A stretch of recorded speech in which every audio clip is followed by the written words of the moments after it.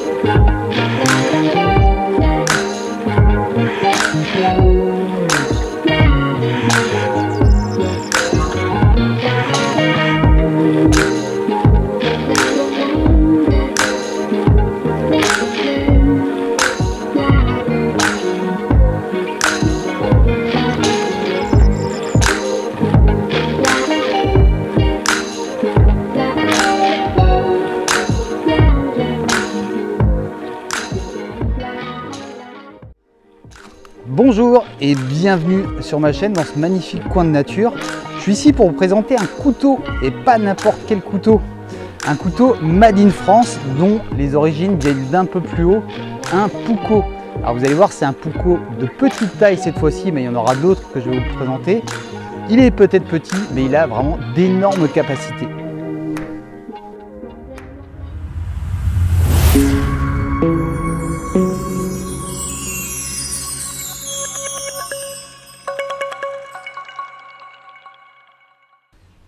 Scandi Knife, vous avez peut-être déjà entendu parler de cette marque, vous allez encore en entendre parler, je vois de plus en plus de revues sur ces couteaux, j'entends pas mal de choses dessus, j'ai pas mal de retours vraiment positifs et évidemment j'ai la chance de pouvoir le tester aujourd'hui ici pour vous comme je vous l'ai dit.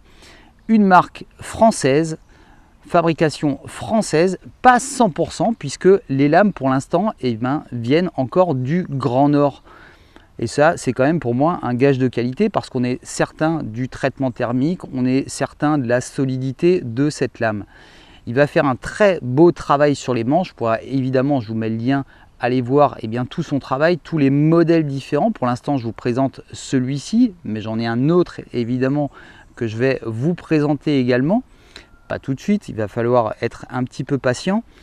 Moi, vous savez que je suis vraiment amoureux des lames scandinaves parce que cette émouture scandinave justement elle est terrible et notamment en pleine nature sur le bois, c'est quelque chose que j'affectionne particulièrement. Vous savez que je suis également un amoureux des Mora, mais là on est sur quelque chose qui est quand même un petit peu plus classe, qui ressemble beaucoup plus à un couteau, surtout avec évidemment son étui ici en cuir. Alors on va voir tous les détails de ce couteau ensemble et puis on va faire évidemment quelques tests pour voir si effectivement cette réputation est justifiée. Alors avant de vous parler de sa taille, je vais vous le comparer avec un objet qu'on connaît tous, un couteau suisse Victorinox. Alors vous voyez un petit peu la taille de l'engin. On est sur un manche en amarante, liseré en bouleau madré, une lame de 7 cm, une hauteur de 14 mm et enfin une épaisseur de 2 mm. Tout ça évidemment sur un montage, comme je vous le disais, en soie, puisque ces parties, la virole et le pommeau, sont ici en laiton. Un étui en cuir dans lequel on va pouvoir glisser ce Puukko dans n'importe quel sens, puisque la poignée est bien évidemment ronde, et qu'on va pouvoir porter soit en mode classique à sa ceinture, soit en mode inversé. Alors, il faut savoir que les passants comme ça bougent un petit peu dans la ceinture, forcément. On n'est pas sur une fixation type Kydex qui est vraiment statique. Et là, ce petit bout ici va nous permettre simplement de venir placer ici son index et de venir tirer le couteau.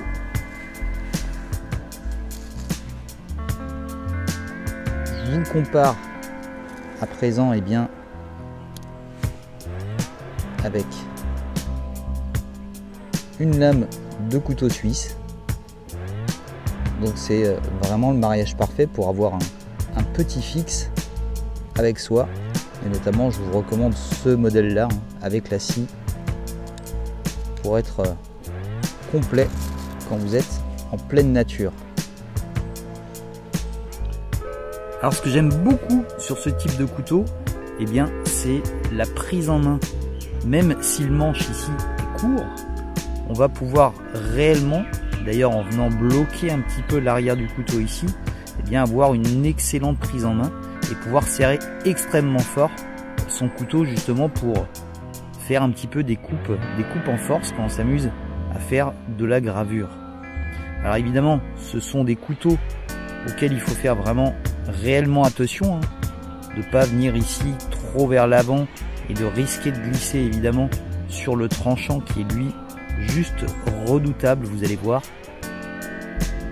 Donc à manier évidemment avec prudence, mais c'est vraiment un outil qui tient parfaitement dans la main malgré sa petite taille. Alors vous doutez bien que pour ce genre d'exercice, c'est vraiment l'outil absolu. On est sur de l'émouture scandinave, on est sur une poignée qui est extrêmement ergonomique et ça me permet de facilement travailler le bois, écorcer, tailler, même voire faire de la petite sculpture parce que c'est vraiment un petit scalpel. Ce que j'aime aussi beaucoup avec ce type de couteau, je vous parlais de gravure justement, c'est de pouvoir vraiment vous rapprocher très près ici de votre travail. Et là du coup d'avoir, comme ici, vous voyez, écorcer un bambou, ce qui est quelque chose vraiment d'assez précis. On a vraiment cette sensation d'avoir un petit cutter avec soi et de pouvoir effectuer des travaux comme ça. Vous voyez la finesse, si je vous compare à côté de la montre là, pour vous donner un ordre d'idée. Vous voyez la finesse des petits copeaux et ce tranchant. Quand vous commencez, vous avez vraiment du mal à vous arrêter.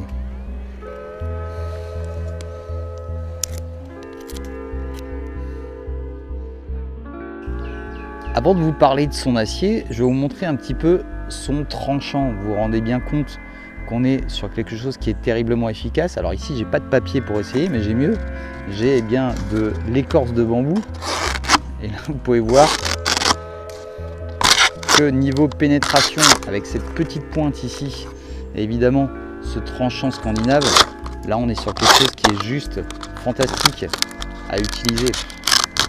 Alors évidemment là on est sur quelque chose d'épais, mais je peux vous assurer que même ici, alors que je l'ai utilisé depuis pas mal de temps, on est encore une fois sur un tranchant rasoir et qui reste véritablement rasoir très longtemps.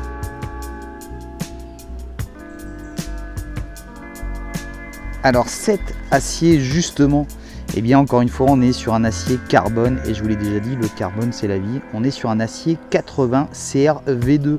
C'est un acier qui a une haute teneur en carbone. C'est vraiment traditionnel des couteaux nordiques. Et d'ailleurs sa résistance, sa dureté monte jusqu'à 62 HRC. Donc vous vous doutez bien qu'avec ça on est sur quelque chose qui est vraiment extrêmement résistant. Il a une bonne résistance élastique et une bonne résistance au choc. C'est pour ça que c'est vraiment des couteaux, en tout cas de l'acier, qui est parfaitement adapté pour être en extérieur et faire ce type de travaux.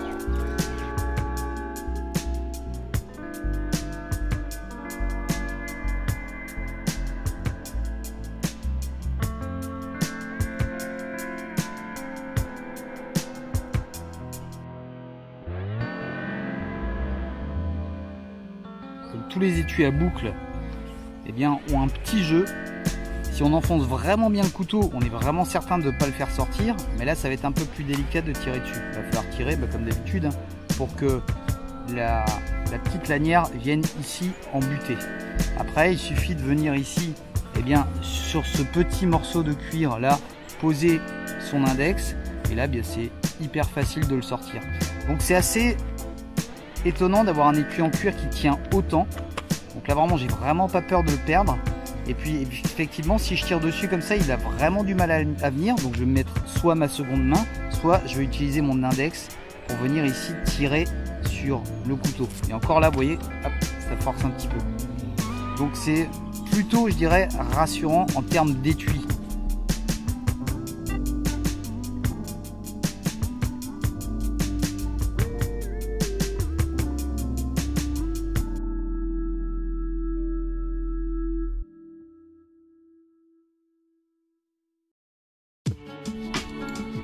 Alors il faut savoir que cet étui a un petit secret, puisqu'à l'intérieur se situe une petite pièce de kydex qui va parfaitement maintenir le couteau et éviter justement, lorsqu'on insère le couteau, d'abîmer ce fameux étui en cuir.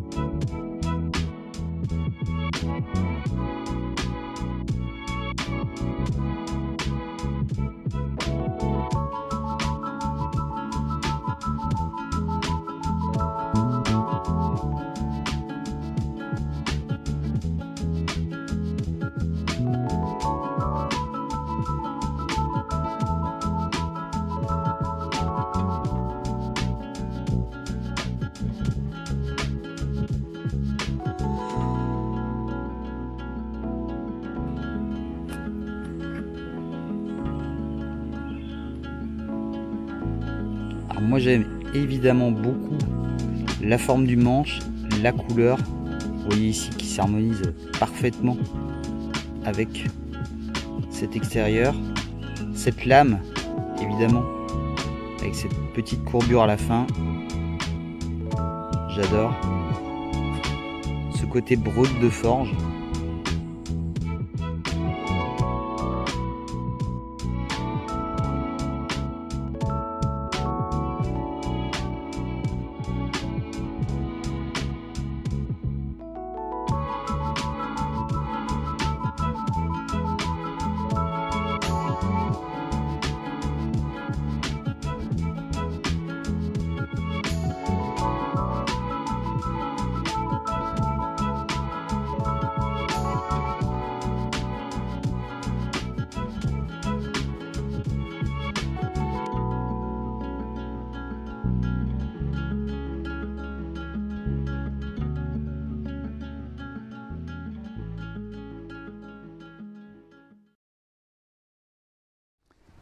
En conclusion, et vous l'aurez compris, je suis vraiment très fan de ce couteau pour plusieurs raisons.